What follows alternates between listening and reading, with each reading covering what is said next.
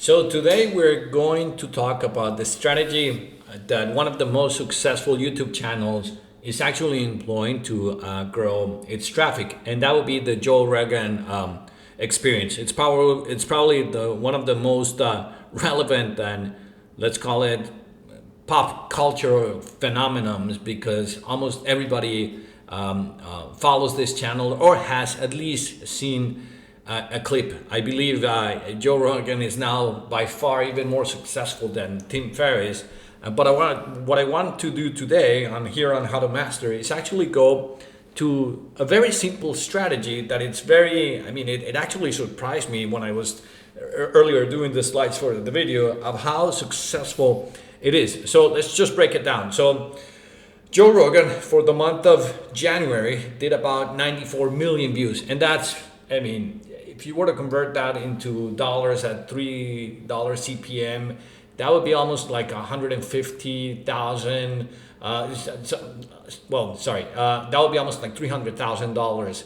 I don't know what his current CPM is, and you should never really trust what Social Blade gives you. But the sheer size, and given that his audience is mainly based in the US, he definitely is making some significant revenue. But how does he actually achieve this? Well, he has two strategies, and probably you have noticed that there are a lot of like anchor videos that drive you to like the bigger portion of the podcast. He employs a two-channel strategy. So the one on the left is the Joe Rogan Experience. That's kind of like the original channel, and the one on the right is the Joe Rogan Clips channel. And so what he has is a very interesting strategy where he is currently producing the same type of content, but he is doing the following. Now, just for sake of understanding, you will probably find that his second channel is even more, let's call it, successful than his first channel, although it's made out of the same content.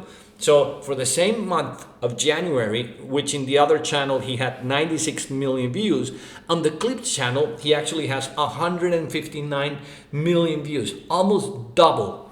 And it's growing actually much faster than his original channel. And so here's actually what he's doing. I just took this from his latest clip. So he recently interviewed Shannon O'Loughlin, and he created a podcast that was about 2 hours and 36 minutes. But where it really gets interesting is what he does with his Clips channel. Basically, that 2-hour podcast, he breaks it down into 12 mini videos. Each of those 12 mini videos would have a range of 5 to 12 minutes. And so what he has created is additional content, but he doesn't place it in his same channel. He places it in a separate channel. Now, you might be wondering, well, should I just break my content? I believe that what John Yami is actually doing is pretty smart. And so here's my take. I obviously don't have access to the analytics, but I'm using one of my channels, and you'll see that this strategy, which I call the splitting strategy, actually can work backwards, which what I call the stealing strategy. I'm gonna place the link so you can follow my previous video, and it's something that I do with my channel where I just stitch different videos to create one long song.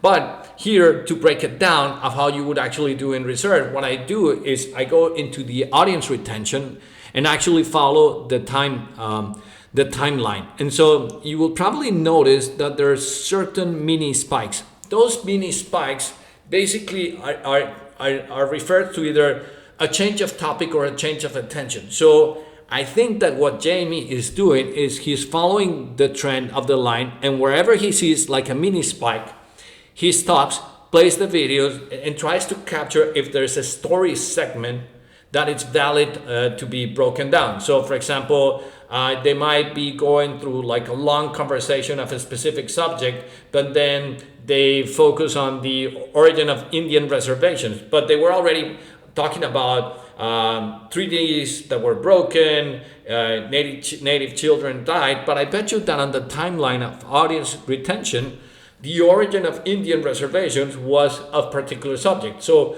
what Jamie or the edition team is doing on the back end is basically they're cutting a snippet of that story and breaking it down. So out of a 2 hour and 30 minute, they just grab a 12-minute portion story and upload that to the JR clips. So that way they have different entry points. And so the interesting thing here is that I think there was just one, let's call it one piece of content, now has up to 12 supporting different pieces of content, driving traffic to the original. Not only that, each individual piece is actually creating its own amount of views, because either the YouTube suggest or the Google search might drive traffic to it. So he with the same piece of content, he's doubling his overall views, he's making more money, and the only thing he has to do is basically edit and split the content